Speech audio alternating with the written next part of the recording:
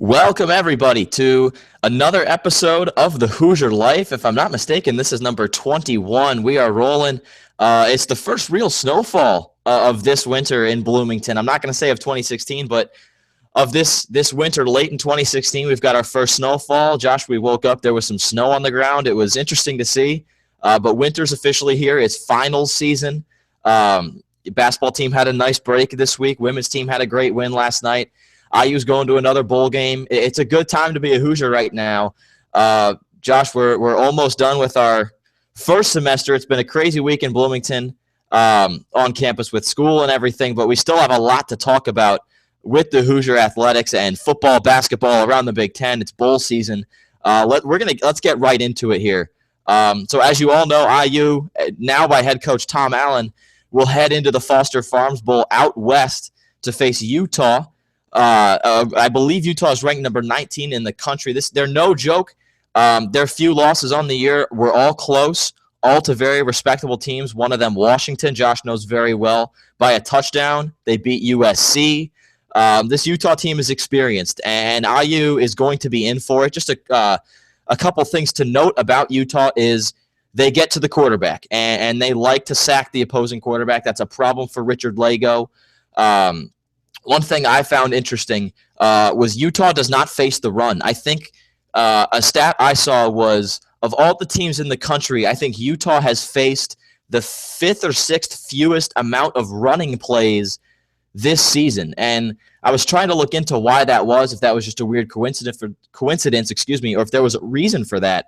But both IU and Utah, funny enough, have given up this entire season, the same amount of first downs. So there's that, whatever you want to make of that. But my point being, Utah not facing the run, with Richard Lago struggling and Utah getting to the quarterback so well, right out of the gates, I want to see IU run the football, Josh. And, you and I have talked about this a lot this year, throwing it on first down. Maybe that goes away with Kevin Wilson going away. We'll see. We'll dive more into this later, but do you have anything to share about Utah? Just a little brief, something that we should know, something of note before we actually break down this game? Yeah, just a few things. First of all, they have a really good running back. Joe Williams actually came out of retirement earlier this year, which is weird as a college player, but came out of retirement and has probably been Utah's best offensive player so far. They really like him on the ground. He's had really dynamic running backs, and at quarterback is Troy Williams. He actually transferred from Washington a couple years ago, into a junior college last year, and now finds himself at Utah. He's a very good quarterback, and Washington recruited him for a reason. But he just wasn't going to get playing time there, so he decided to get out of there, and now he finds himself at Utah, and Utah's a good team. This team, down the stretch, they have not played maybe as well as you'd like them to. They lost at Oregon, and they lost at Colorado. The Colorado game, obviously pretty tough, but this is a team that can win football games a lot of different ways. They beaten BYU 20-19. They beaten Oregon State 19-14, but then they've also turned around and they've beaten UCLA by scoring 52 points. They put up 36 on Arizona, but they've also lost a team like Cal. So, this is an interesting team. If they're playing good football, they're going to be tough to beat, and they're coached well. We talked about this a few weeks ago. Kyle Whittingham's a great coach, very under the radar. Indiana's definitely going to have their hands full with the Utes. I agree. And you mentioned Troy Williams. That's a pretty familiar name for the Hoosiers. But this time it's football Troy Williams, and he's not for Indiana. He's going to be playing against Indiana for Utah. And he's an interesting case, much like basketball Troy Williams. Sometimes he makes great plays, and sometimes he doesn't. And he does get sacked often. He hasn't really turned it over the past 4 or 5 weeks. He's got, I think, 8 touchdowns over the last 4 games compared to just 2 interceptions. And those 2 coming in the same game, if I'm not mistaken. So sometimes he makes great plays, and sometimes he doesn't. And he's not the most accurate guy. He's kind of timid in the pocket. I don't think he's the smartest quarterback. And he's kind of hectic. And he's gotten more mobile as the season has progressed. If you just look at his numbers, he got sacked a handful of times in the first half of the season. But now he's taken off on his feet more. And he's making plays with his feet more often now and in November than he was compared to back in September. So he's maturing a lot in his starting role as Utah's quarterback. But my main key for Indiana here is just to win the turnover battle. And that's something that has plagued the Hoosiers all season. They're bottom 10 nationally in turnover margin. IU is top 25, and the Utes get 2.5 takeaways a game. IU not even close to that. So if they run the ball, again, like I said earlier, run the ball. If they can protect Richard Lago, and I'll get more onto the offense later, but if they can just protect Richard Lago and run the ball, Utah has not really faced the run this year. I think IU is going to put themselves in position to win this game. And, with Tom Allen as head coach, we'll see what we see in the offense. I'm guessing it's not going to be the exact same thing we saw when Kevin Wilson was the coach. It's going to be different. I don't know what we're going to expect. I don't even know if Tom Allen knows what to do yet. And certainly Utah has no idea what to expect. So we'll see what happens there. And I'll dive more into the offense in a little bit. But right out of the gates, Josh, if IU wins the turnover battle, they're going to put themselves in position to win this game. But if they don't, they're going to be playing from behind. Yeah, I mean, Tom Allen's always want to want turnovers and get those Tom Allen takeaways, as we've called them this season.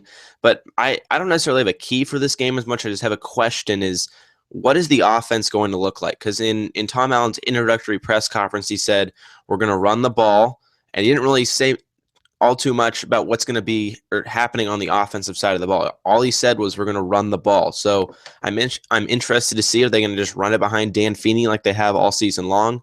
Are they going to rotate in running backs like they have? Is Kevin Johns, he's probably going to be calling most of the plays now. I think Kevin Wilson was one of the main play callers while he was here. He's not here anymore. So it's on Kevin Johns to kind of get this offense going. And how is Richard Lago going to play? There are just so many question marks on this offensive side of the ball as opposed to the defense, because the defense is pretty much still intact. He's still got Tom Allen there. He'll be working with the defense for sure. But he said he has to learn how to now root for the offense a little bit too when in practice. So it's going to be interesting to see what the offense looks like. Are they going to run the ball? It's going to be a lot more passing. That's the biggest key in this game. But I mean, like we've said throughout the season, if they can run the ball, it's going to open up the passing game. You're going to be very successful. And I would not be surprised if we saw a few trick plays in there. I know Ken Wilson had a few of those here and there, but I'm interested to see what Tom Allen does in his first game. And we may see the return of the bacon and legs package with Nate and Diamont. We'll see. It'll be Diamant's last game in his home state of California. So, but yeah, that's a good point on the offense. And Kevin Wilson just had a lot of faith in Richard Lago, and I don't blame him. You got a 6'6" quarterback who can throw it almost the length of the field, not very accurately, but he's got a cannon for an arm, and he's huge. It's hard not to fall in love with him right away. And Wilson had faith in him. And just throughout the season, Lago could not break through and have that game that propelled him to a nice 2-3 game stretch where, he took care of the ball and made smart throws and just had good games in general. He never really had that. So we'll see what Tom Allen decides to do. They've got interchangeable running backs. Camion Patrick, we'll see if he's healthy. He's yet to be unleashed in all of his glory that he's made out to be. But, I mean, Divine Redding, when it comes down to it, he's such a good running back, and he just had such a rough year. I mean, the numbers are okay. He had 1,000 yards, but as Kevin Wilson said, it was a tough 1,000 yards for him to get there, and certainly not what he had hoped, and he'll be back next year in all likelihood for his senior campaign. But, I would like to see them feed Divine Redding right behind Dan Feeney, some reverses maybe to Ricky Jones. Get creative offensively. With Tom Allen, this is a team that doesn't really have an offensive identity, and that's both a blessing and a curse. It's a curse because you don't really. I mean, they have kind of an identity, but it's what they've built this year, which to me was not much of an identity at all. It was subpar at best. So it's a challenge for them to figure out what they want to be for this game and going forward. Most of the guys are going to be back. And it's a blessing because they get to get cute in a bowl game and have fun and throw some trick plays in there however they want and try and catch Utah, on their heels and try to keep them guessing. So I don't know what we're going to see from Tom Allen. I'm very excited to find out. I know it's going to be fun, but I think this is going to be a great game. And yes, that number next to Utah's name scares me. They're a ranked team. They've played great teams. They've beaten great teams. But this is not a game that IU should expect to lose. This is a very winnable game for them. And it starts on the defensive side. So Tom Allen's going to lead that defense. We won't talk about that much, but I'm very, very excited and curious to see what he makes of this offense and what they do with it. Yeah, and I think a lot of this falls in the hands of, actually probably all of it falls in the hands of Kevin Johns. I mean, he's kind of gotten the back seat a little bit just because Kevin Wilson has been such an offensive mind for this Indiana team. Now this is his chance to go out there and kind of prove himself and kind of bring this offense together. It's been a tough offensive year. I know they were, I think, second in the Big Ten in passing, but it just hasn't clicked this year on offense like it has in past years. Last year, year before that, you had a good quarterback signal caller with Nate Sudfeld. This year, not so much. I don't want to bash Richard Lego. I think he's been fine. He's been a game manager, maybe at best. But this is a game where I mean, you have 4 weeks to prepare. You have 4 weeks to get better, and this is important just for the offense this game, but also moving forward into next year. I mean, you get all these practices where you get most of the freshmen and redshirt guys. You're going to get them time on the field during this 4 week break. Use them maybe a little bit in the game if they're not redshirting, and just moving into next year, I feel like they'll be able to take another step forward because they're going to get this extra time. And that's, playing a bowl game is not just to play in the game. I mean, that's obviously a good benefit, but it's also to get these younger players practice time. You get so many more practices during this 4 week break before you kind of break and then come back for spring ball in March or April. So, I mean, for the offense, if they can get going in this game, that'd be great. Because I don't think you're going to win this game with defense. If you win the turnover battle, yes, you might win, but you have to turn those turnovers into points, and that's going to be one of the biggest keys that I'm looking for. Yeah, and Utah's got speed, and they'll put points on the board. It's not going to be a 10-7 game, so you can't win this game with defense. You can help yourself to win the game with defense, but at the end of the day, Richard Lego, Divine Redding, Ricky Jones, these guys have to put points on the board, and it's that simple. It seems a little obvious to say you have to score points to win football games, but the points have to be generated by the offense. This is not going to be a slugfest of a game in all likelihood.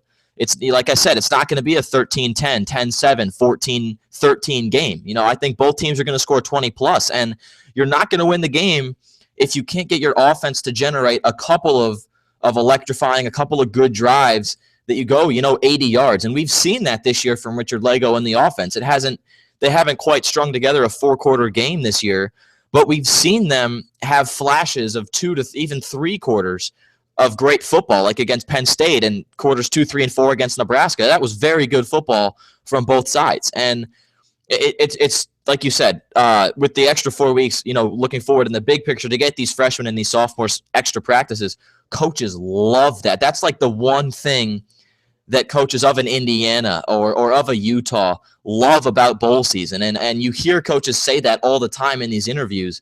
They absolutely love these extra practices, and they have a lot of fun with it. I've been to a couple bowl preparation practices in the past couple of years. It's fun. It's a great environment. It's different from game week. And, they're just getting ready to have fun and play a bowl game and play to their identity. So what that identity is defensively, we know for Indiana, they're gonna try and force turnovers. Who knows if they will?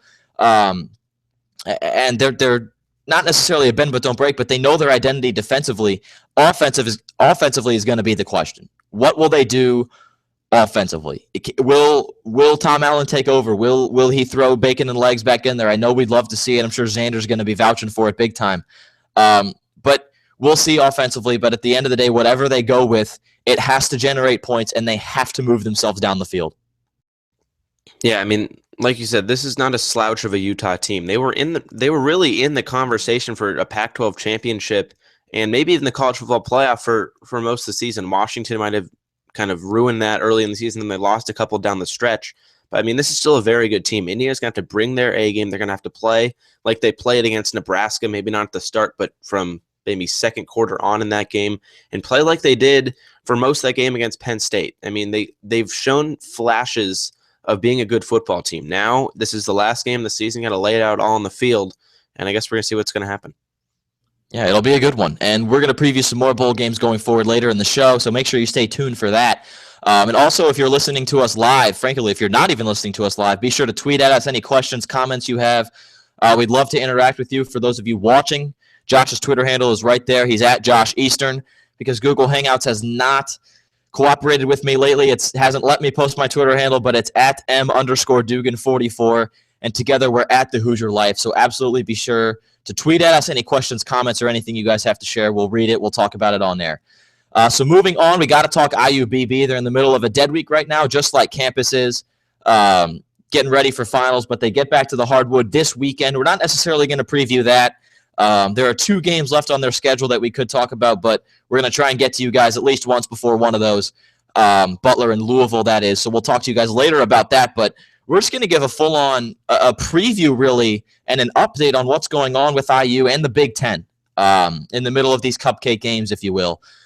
So right now, I think IU has the best resume in terms of wins. Obviously, that loss to Fort Wayne looms heavy, and it was a good learning experience, but at the end of the day, on your resume, that's a loss to Fort Wayne. You know, Maryland doesn't quite have that, although they're not quite at the level. Purdue, Wisconsin, they don't really have those yet, and they probably won't. But those last 2 teams that I mentioned, Wisconsin and Purdue, to me right now, they're probably tied with Indiana as the favorites to win the Big Ten. And again, Big Ten season hasn't even started.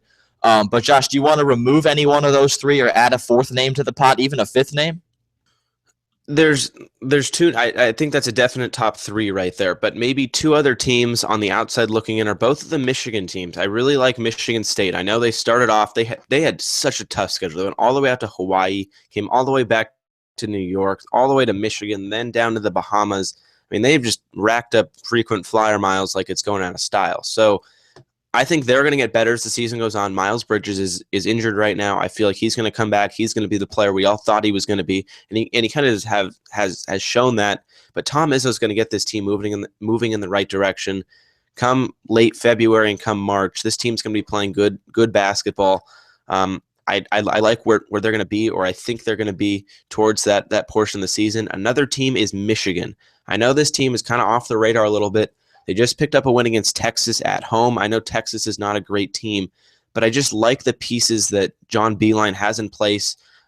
Derek Brooks, Muhammad Abdul-Rahman, Zach Irvin. I mean, these are good players. They've been through the Big Ten before. This is an experienced team, and they could cause some teams some trouble. And it's going to be interesting. I know scheduling has a lot to do with this, because I know Wisconsin, they have a brutal schedule at the start. They play Rutgers, which I know isn't tough. But then they play at Purdue and at Indiana to start things off. That could be 2 losses right there. So it's going to be interesting to see how the schedule kind of breaks out for everybody, how that kind of shapes this conference. But I do think Wisconsin, Purdue, Indiana are the top 3, and then maybe Michigan State and Michigan just right below them. I would agree with you there. I think people were getting hot on Ohio State until they had that loss that we won't speak of this past week. That was a drubbing right there. That was embarrassing for them. That kind of knocked them off that second-tier platform for now. We'll see what happens. Conference play hasn't started. But you mentioned the schedule, and to me, the schedule is what it is. Some are tougher than others. Like you said, Wisconsin opens with a very difficult schedule. But to me, what's going to play it is injuries, and how healthy each team is. And you look at Indiana, Colin Hartman, we don't know when he's going to be back. Freddie McSwain, not quite 100%. Obviously, OG with that high ankle sprain. Once he does come back, that could act up on any given play in any given moment. So he's going to be a question mark health-wise for pretty much the remainder of the season, unless they decide to super rest him and he's okay right now and they're just going to wait. We'll see. We don't really know what's going on with that high ankle sprain. Those are tough injuries to deal with. But yeah, my top 3 right now are probably IU, Wisconsin, and Purdue. You can interchange them in any order. I think Purdue is very, very good. It pains me to say that. But I think Haas and Swanigan are fantastic. I think Haas is every bit as good as any big man can be, and any bit as good as any big man in the Big Ten. I don't quite think he's there yet, but I think he very well could be. I think Swanigan got a lot of love last year. Haas impressed me almost as much. But those 2 big men for Purdue, it's tough to compete with them. It's going to be tough to go into Mackey, no matter who you are, and get a W against a healthy Purdue team. I just think that that's the reality. And I really do think after watching them play a few games this year that they could end up, being last year's IU, coming out of not nowhere, but not really expected to win the Big Ten, but did it anyway. I think that Purdue could be that team this year. And again, that's not to write off the Hoosiers or the Badgers. I think both of them they're deep, and some more than others, but they're deep. They've got experience and a lot of talent in both the front court and the back court. So we'll see what happens. But I think at the end of the day, health is going to go a long way to determine who's going to come out on top in the Big Ten this year. but I think it's going to be one of those three teams. Yeah, I mean, health is always the biggest wild card in this whole thing. I mean, if Nigel Hayes goes down, or Bronson Koenig goes down, or Caleb Swanigan goes down, or even Carson Edwards, I mean, that's going to shape the entire Big Ten conference, and it's tough to bring those injuries in. But if there's one team that I think is the biggest threat to IU repeating as Big Ten champions, I think that's Wisconsin. I feel like they are the most complete team in this conference with Indiana. They have Ethan Happ, who I think is one of the most underrated players in the entire country. He is so good. He's just a sophomore. Then you have the experience with Nigel Hayes, Zach Showalter, Bronson Koenig. And this is a good team, and they got a little bit of depth on that bench. I know they had a tough loss at Creighton just a few weeks ago to kind of open up the season. Went to Maui, lost a tough game against North Carolina. I feel like they're going to come back when they're playing at the Kohl Center. It's always tough to beat them. In the conference, I think they're going to have a good chance at winning a lot of games, because early on in the season, I'm just looking at their schedule. It's a tough schedule at the beginning, but then you get into a stretch where it's Minnesota, Penn State, Rutgers, Illinois, then you go Indiana, Nebraska, Northwestern. I mean, that's a stretch where they could rattle off 6 wins potentially, maybe lose just one game, but they have Indiana at home in that stretch. I mean, this is a team that is very capable of making a Final Four. It's also a team capable of kind of losing early in the tournament. It's going to depend. It's going to be interesting to see how they fare as the season goes on. But I'm really kind of riding this Wisconsin bandwagon right now. I'm with you. I think that just the style of play that they have and the weapons that they have, they could be a team that just plays solid ball throughout the whole season and makes a run in March and perhaps late or early April. And it's also a team that could be vulnerable to a high-flying team in the first or second round of the tournament. And ultimately, we'll see. Anything can happen from here on out. They could completely crumble, or they could excel, or someone could go down. So we're not going to speculate that. But I'm with you that this Wisconsin team is the hype, and I fear from a Hoosier fan standpoint that this team could come into Assembly Hall and get the win. We saw it last year. It was a very, very hard-fought 1-point victory for Indiana over winter break, and I believe that game this year is the same, if I'm not mistaken. Josh is giving me the nod of approval. So it's tough. It's a tough draw for Indiana to get a Wisconsin team at home, but while the students aren't there, you can't really play in front of all the glory of the greatest student section in the entire country. So it's unfortunate, but we'll see what happens there. Before we wrap this up and move on to Uninterrupted, let's talk surprises. Are there any surprises for you in the Big Ten, Josh? For me, there's 2, one of which is a familiar name between the two of us. But I'll let you go first. Are there any surprises, players, teams, anything so far in the Big Ten this year? I think the biggest surprise for me is just Michigan State not playing up to the level we all thought they were going to be. I mean, this was a team that came in, I think they were either 10th or 12th in the initial rankings that came out preseason. They haven't really shown that they are that team. I know I said that they had a really tough schedule, and Tom Izzo went back and said I probably wouldn't schedule this tough of a schedule looking back at it again. But I'm just a little bit surprised. I thought this team was going to be ready to go. I thought Miles Bridges was the real deal. I do think he still is. I still think he has a lot to prove. I don't know. And also, I guess Michigan State, they don't have Gavin Schilling and Ben Carter, who are 2 of their big men. So I think Michigan State's going to be fine down the road. But just to start, I think they're kind of a bit of a surprise just because of the schedule they have played. I know it's been tough, but they just haven't played up to the level that I thought they were capable of. Yeah, I think there's a little bit of growing pain there for the Spartans, and I don't think they're going to face a similar season that their football team did, kind of coming out of nowhere. And then crumbling. And they ended their season last year on a sour note, losing in the first round, as we all know, to Middle Tennessee. So I personally think Michigan State will turn it around. I think Tom Izzo is just too good of a coach, and they have too much talent. But at the end of the day, same story with their football team. And, obviously those two don't go hand in hand, but it could make for a story. But I think Michigan State will turn it around. To me, the surprises, 2 names. First of all, and I know they haven't played anyone, but Rutgers is 8-1. Can we take a minute to just appreciate the fact that Rutgers basketball is 8-1, and it is not just the Corey Sanders show. He's struggling this year from the field. I think he's only made 1 3-pointer all year. Not his forte. He's not a three-point specialist, but I think he's 1 of 16 on the year on threes, averaging less than 10 a game. So he's struggling right now, but I'm not going to dive too much into it. But Rutgers is 8-1, a team that we'd like to make the butt end of our jokes last year every now and then. Playing respectable basketball right now, and we'll see how they play going into conference play. But right now, Rutgers is 8-1, and don't look now. It's too early to speculate, but a big name in bracketology has Northwestern on the bubble, and they're playing pretty good basketball right now. 2 losses on the year. We're at Butler on a step-back buzzer beater, and Notre Dame by 4 in New York. So 2 respectable losses, and they picked up a good win against Texas. They dominated that game from start to finish.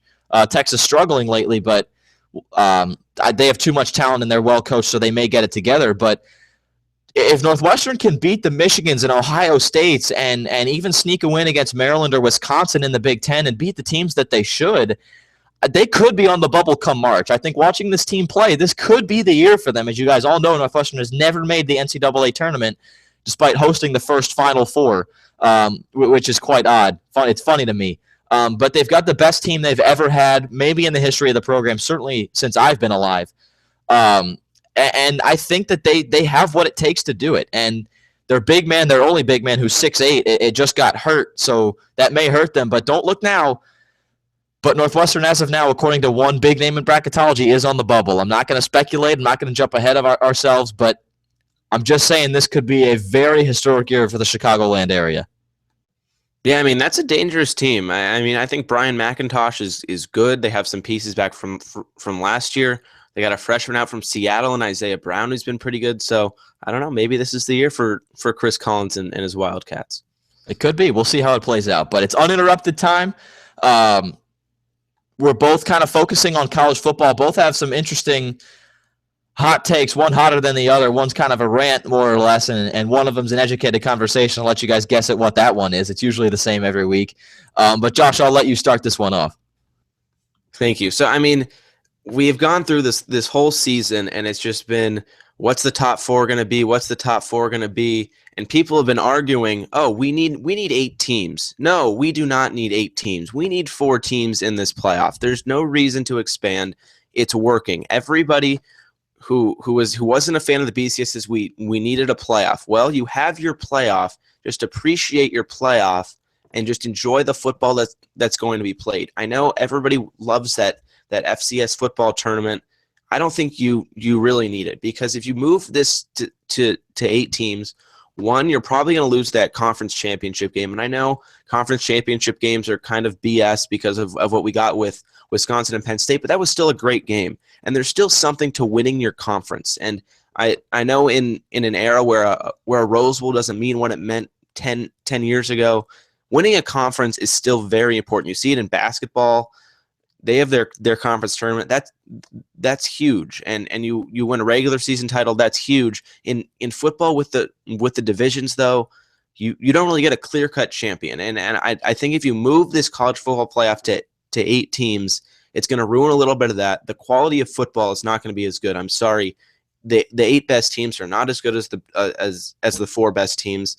Sure, you might get some great games out of that, but the college football playoff is working. People wanted a playoff. They got a playoff. You have the 4 best teams. They're going to play 2 games max, and I think that's all you need. You don't need to expand to 8, because then you get a team from the Big 12 potentially in Oklahoma, who I know is playing good football down the stretch. But then you're going to have these same arguments for the 9, 10, and 11 teams as you do for the 5, 6, and 7 teams. I just don't think there's any reason to expand it. You've got your 4 best teams. I know Penn State fans are a little bit unhappy with how it turned out, but I think 4 teams is fine. It's going to stay like that for a while. There's been no talk about expanding to 8 teams, except for the media. So 4 teams, take it or leave it, and I'm going to take it and run with it. I am too. All the 8-team playoff talk, it drives me nuts, because people are like, oh, Penn State and Michigan should be in. But if you're Michigan, don't drop 2 of your final 3 games. If you're Penn State, I understand your case. You win the Big Ten, blah, blah, blah. That means little to me, and far less than it does compared to other people. But, I mean, you lost to Pitt And while Pitt's a good team, I mean, they're ranked 23rd right now. They're 8-4, and they beat Clemson. But you can't lose to Pitt and say you belong up there over Washington, a 12-1 team. Their one loss was to number 9 USC. And once if we do expand to 8, then we're just going to say, if you look at the rankings right now, Wisconsin would have been in over USC. You're going to say, oh, you're going to select the team who just lost in their conference championship against a team that's been white hot since week 5, and a team that most people say is actually a top 5 team in the country right now in USC. I don't quite buy that, but a lot of people believe it. So you could make a case for USC to be in the 8. And then once we expand to 8, people are going to say, oh, Louisville's got Lamar Jackson. He's a Heisman favorite. I'm not going to say winner yet, but he's the Heisman favorite. He could give them a chance. And, oh, what if we have another undefeated group of 5 team like Western Michigan? They deserve a chance. And no one's ever going to be satisfied is my point. We got 4. 1 year later, people wanted 8. 1 year later, people wanted 8. And the next year, that conversation heats up. Let's just say, for the sake of conversation, we get 8. Then people are going to want 12 and give the top 4 teams a bye, or 16 and make it like the FCS. And no one's ever going to be happy. And once we get to 16, teams can take 2, even 3 weeks off in the regular season and still make it in. It's completely ridiculous, and it would eliminate such high ratings that makes the sport so unique. The ratings just jump for regular season games. Every single year they climb. So, Josh, I agree with you. I think the conversation to expand to 8 is silly, completely unnecessary, and we are totally fine with where we are at 4. If you want to get into the playoff, don't lose to Pitt. That's my one tip for you. So, I got one more thing, and I just feel like there's something to do with records. I mean, people are just kind of dismissing records, and I feel like when it comes down to it, and just black and white numbers, the teams that made it in had 1 loss or less. The teams that didn't make it had 2 or more, and I think that's how it should be. You got to look at the records and look at the resume, because if you go 12-1, that's not a fluke. You're a good football team. If you lost 2 games, you are not an elite football team in my mind. I know you had a tough loss at Ohio State if you're Michigan, but I mean, when it comes down to it, records are important. I agree. And one final thought, you just can't justify any teams outside of the top 4 that deserve a shot at a national championship. It just makes no sense to me. Penn State, we talked about it. Yes, they won the Big Ten, but that was just because of the numbers game. Michigan thumped Penn State by 40 points this year, but Penn State got the nod because of Penn State beat Ohio State, who beat Michigan. Michigan didn't beat anybody. Their best win is Wisconsin. Wisconsin's a 3-loss team. I mean, yeah, that's a good win, but that's your best win, and you're trying to argue that you deserve a shot at a championship, not to mention you lost to an unranked Iowa team and scored 12 points. Oklahoma, they struggled earlier in the year, lost to a Houston team that's not that great. USC struggled early. I mean, you just can't make a case for any of these teams outside the top 4. I'm sorry, that's the reality of it. And some Western Michigan's undefeated, but you're not going to put them in. They're from the MAC. Although we're going to talk about them in a little bit when it comes to the top 5. There's your little teaser. But to sum this up, we're taking this a little too long. So we'll move on here. But yes, we definitely agree that we should keep this at 4 for the playoff. My uninterrupted, in case you couldn't figure out, is going to be the rant, as it usually is, and less of an educated conversation. Although, Josh, I do want your thoughts on this. I'm going to ask you at the end. I've got a little conspiracy here, and I'm not going full conspiracy on it, but just a little speculation. I think the media has a lot to do with creating, more or less, the legend of Jabril Peppers. I watch Jabril Peppers play often. I think he's a great athlete, but for me, sending him to New York as a Heisman finalist over 2 guys I'm going to name is disrespectful. Putting him as a first-team All-Big Ten and first-team All-American as a linebacker is disrespectful. In the Big Ten, you want to talk about a first-team linebacker. T. Gray Scales led the Big Ten in tackles. It was by far, numbers-wise, the best linebacker in the Big Ten. He got snubbed on the All-American teams. He got snubbed in the Big Ten teams. Marcus Oliver, 66 total tackles, if you want to go with the numbers. 66 total tackles for Marcus Oliver, 86 for T. Gray Scales. Jabril Peppers, 48. 48 total tackles in 12 games. 15 tackles for loss. 3.5 sacks on the year behind a more than a handful of linebackers in the country and even some defensive backs. I know he took some snaps there, but he's behind defensive backs and linebackers in the country in terms of total sacks.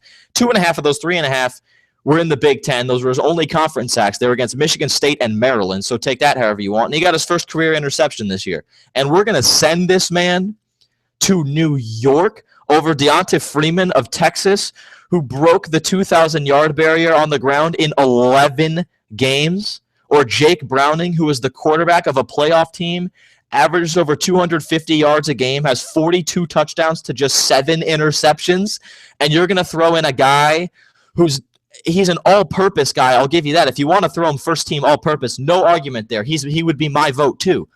But praising Jabril Peppers as a linebacker and giving him this first-team Big Ten, first-team All-American as a linebacker is disrespectful to any other linebacker in the Big Ten or in the country that deserves that spot over him. And I just don't think that we can send him to New York over these guys that put up absurd numbers on one that's got a team in the playoff that teams expected or people expected to be good this year in Washington, but I don't know how many people thought they'd go 12-1. And Deonta Foreman, who had over 2,000 yards in 11 games. I mean, both of those guys, Browning and Foreman, had sensational seasons, and they're not getting sent to New York for the seasons that they had. I think it's a bit ridiculous, honestly. And Josh, tell me what you think here. And just going back to Jabril Peppers, he's a great athlete. No one can deny that. He can play any position. But we're going too crazy for him. I mean, if you look at tweets when he's playing a game, I think we're just we're losing our minds, and we're not justifying how good everyone else is compared to him. And it's not like he's the reason that Michigan's defense is great. I kid you not. Michigan's entire defense, their entire defensive front, got recognized as All-Americans by some sort, whether it was first-team unanimous or honorable mention. I mean, that says something. It's not like he's their heart and soul. They've got guys left and right. Josh, help me justify this. Pretend I'm someone who does not quite follow college football, but I'm looking at the numbers, and I just don't get it. Can you justify this for me? Because it's just such a head-scratcher.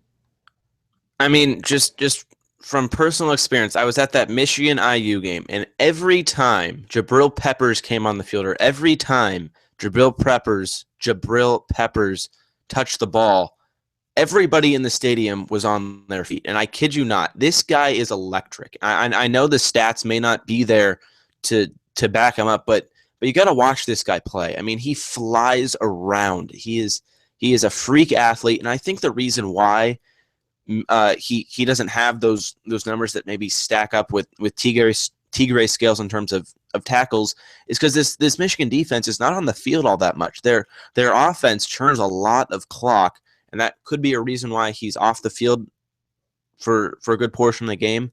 But when he's on the field, this guy is electric. When he's on punt returns, kick returns, when he comes in as a Wildcat quarterback, I mean, this is an electric player, and I understand where you're coming from. But at the same time, you got to give credit to these defensive players. I feel like a few years ago, Ndamukong Suh had a chance to win that Heisman. I'm not going to get into that, but I mean this Jabril Peppers kid, he is legit. He is electric on the field, and I think he is deserving of a spot in New York.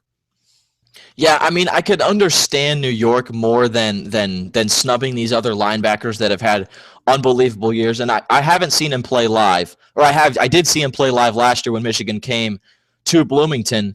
And I understand what you're saying, that he's just an electrifying athlete. But college football's got electrifying athletes everywhere. Pumphrey for San Diego State, that guy's a stud. Look at his numbers year by year. We talked about Foreman of Texas, that running back, 2,000 yards in 11 games. They don't get the invite. It's confusing to me. And again, sending two guys from a team that's not even in the playoff in Oklahoma is another thing. But we won't get into that. But I just think that the media is stirring the pot a little bit when it comes to Jabril Peppers. And yes, he's a great athlete. And yes, he can play both defensive back and linebacker and succeed at both. But I just think we're losing our minds a little bit. And if someone, given who's been sent to New York, if someone other than Lamar Jackson wins this trophy, it's maybe Deshaun Watson's got a shot too. But if they hand this trophy to Jabril Peppers, it's gonna anger me a lot. And again, I'm not disrespecting his game. I think he's one of the best defensive players in college football, but I just don't think there's enough for you to justify his winning the Heisman. And I've seen a lot of tweets that say he should win it. He should not win it. It's okay to go to New York. I still think some other guys got snubbed, but straight up, this kid, he's just not deserving of the Heisman. I just got to shut it down right now. I usually don't get worked up over this stuff, but I've seen it too often. I got to shut it down. I don't think he's deserving of the Heisman in any way. And I don't think he's going to win it. I feel like if he scored more touchdowns or had more tackles or had more interceptions, I feel like maybe. But I just feel like in this era of college football, I mean, this is an offensive game, and quarterbacks are going to win it, running backs are going to win it, and that's what it's going to be. That's how it's been in the past, and I don't think it's going to change this year. I do like that he was recognized. I think one defensive player should always be in New York with these offensive players, but usually it's pretty tough to overcome that. Yeah, I'm with you. When we've had good defensive players over the years get sent and then not get sent, but it's neither here nor there. I don't think he's going to win it. I'd be truly stunned if he did. But we're running a little long, so Josh, let's get right into our Power 5. And we're going to be talking top 5 most exciting, most intriguing bowl games that we're most excited to watch this year. And this time around, we're going to do all 5 at once. Josh, you want to hit leadoff here, or you want me to take it away? I can hit leadoff here. All right, let's do it. So number 5, coming in at number 5 for my bowl game, I'm going with the Las Vegas Bowl. I think this is an intriguing game. I think it's an underrated game. It's Houston and it's San Diego State. You just mentioned him a few minutes ago. Donnell Pumphrey, one of the most electric running backs in the country for San Diego State, going up against Greg Ward. But not just Greg Ward, it's the Houston defense, the 3rd-ranked rush defense in the entire country. This Las Vegas Bowl is always intriguing, and I think it's definitely going to be really good this year. My 4th game, Michigan against Florida State in the Orange Bowl. I think these are 2 teams that at one point in the season had a legit shot to make the college football playoff. They didn't. They get the Orange Bowl. That's still a very good bowl that they're going to. Michigan, Jabril Peppers, like we were just talking about, very dynamic. Dalvin Cook for Florida State, that's going to be a fantastic matchup, offense versus defense right there. So the Orange Bowl is my number 4. Coming in at number 3, this is a game that's maybe off the radar a little bit, and it's because these 2 teams lost their final games of the season. They end up in the Alamo Bowl, and that's Oklahoma State and Colorado. Oklahoma State, obviously, very good offensive team. They're going up against Colorado, who has one of the best defenses in the country. I think Jim Leavitt, the defensive coordinator, has done a fantastic job there this season, helping Mike McIntyre turn that around. Oklahoma State, Colorado is going to be a fun one. My number 2 game is Ohio State and Clemson. It's pretty hard to split hairs in this game. Deshaun Watson, JT Barrett, 2 really good defenses. A lot of NFL pros are going to be in this game. That's going to be a fun one to watch, probably to play Alabama in the College Football Playoff Championship game. And my number 1 is the Citrus Bowl, and that is LSU and Louisville. I really am intrigued by this matchup. Lamar Jackson, probably fresh off a Heisman Trophy, going up against LSU, who's had an up-and-down year this year, but I think finally they have Ed O as their permanent coach. I feel like they're going to have a sense of stability, and this is going to be a fun game. I think the Citrus Bowl is always a good game, and I think this year's going to be another case of that. Yeah, and Lamar Jackson is absolute must-watch football. Whenever he's on the TV, you have to be watching him. And Edo is such a character, a great guy, such a likable guy.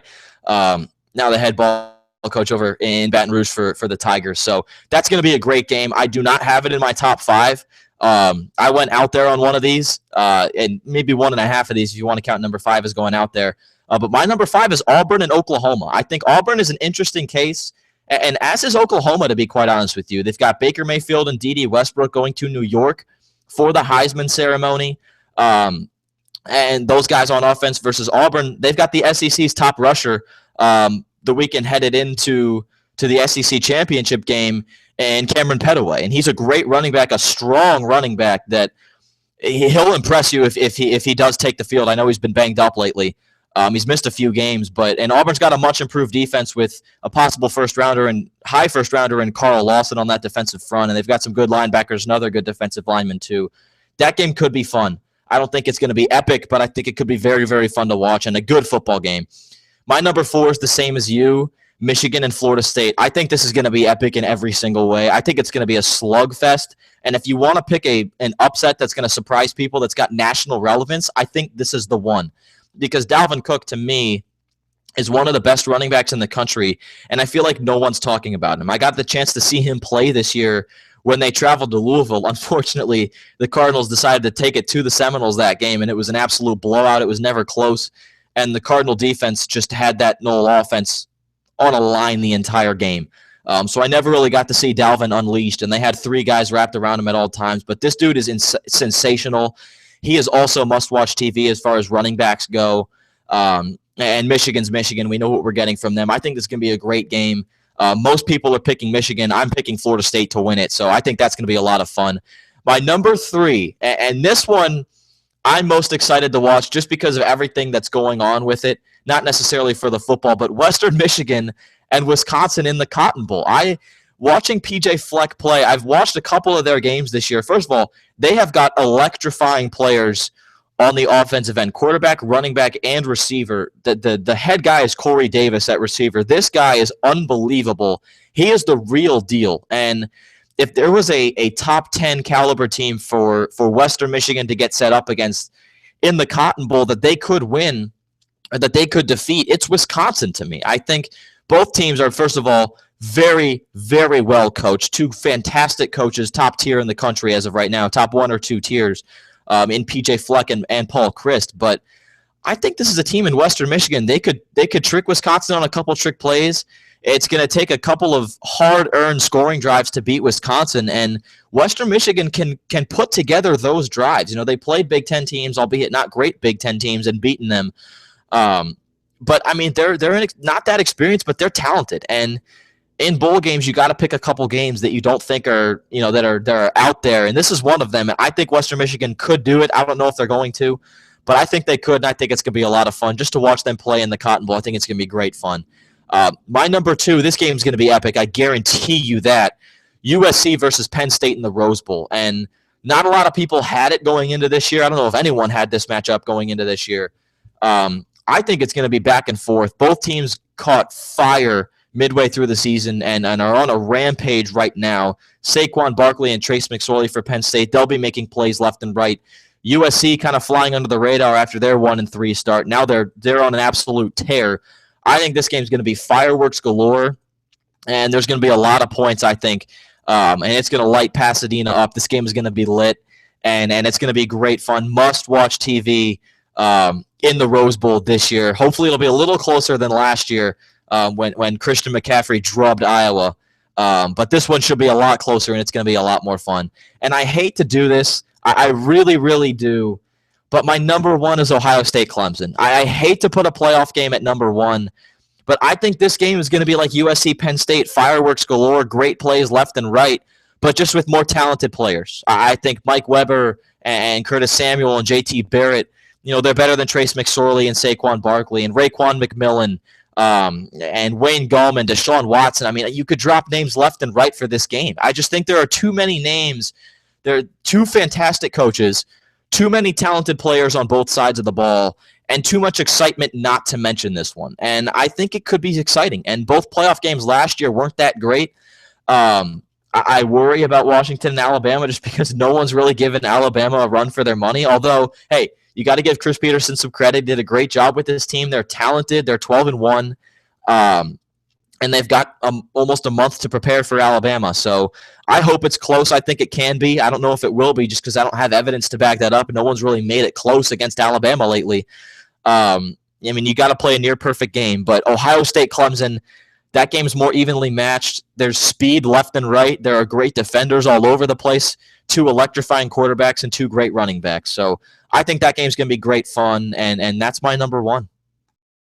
Yeah, and there's always games outside of the playoff, outside of these New Year's Six, outside of the games close to New Year's that are always really fun to watch. Like, I mean, I mentioned one with the Las Vegas Bowl that could be fun. There's always another random one, whether it's the Bahamas Bowl a couple years ago, whether it's the Miami Beach Bowl, it's just any of these other random games. I mean, you have football basically every day for 2 weeks. There's going to be a lot of good football. That Bahamas Bowl was absolutely sensational. I mean, that Bahamas Bowl of 2014, I think. What was it? Central Michigan and who? Middle Tennessee, is that right? Middle Tennessee or Western Kentucky, either one of those. It was it was two of those three teams. We can agree on that. That game was on. That might have been the best bowl game that I've ever seen in my entire life. I mean, that game was beyond sensational. And it's tough to tell what group of 5 teams are gonna, what Sun Belt and MAC team are gonna put together a game quite like that. It's impossible to predict that. But there are good matchups all over the place from top to bottom. IU's got a good one, and the Big Ten's got some good matchups. And from Michigan and Florida State to OSU and Clemson, USC and Penn State. I had a Big Ten team represented in each of my top 4. So it just goes to show how top heavy and how talented the Big Ten is at the top. So a lot of great games this bowl season. We'll be back to talk to you guys shortly. Not sure when. We've got a crazy week with finals next week, and Josh traveling across the country to get back home. So we're going to figure out a way to figure this out and get to you guys and talk some IU hoops once bowl season wraps up and once it gets going and it's in full swing.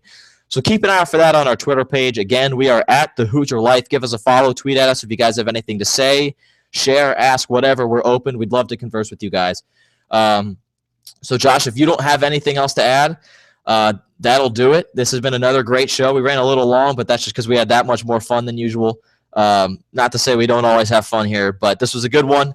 More or less our bowl special, and we'll be back to you guys in the next week or two to talk some IU hoops, and maybe even brief what happened in that IU bowl game. So stay tuned. Thank you guys for listening, and go Hoosiers.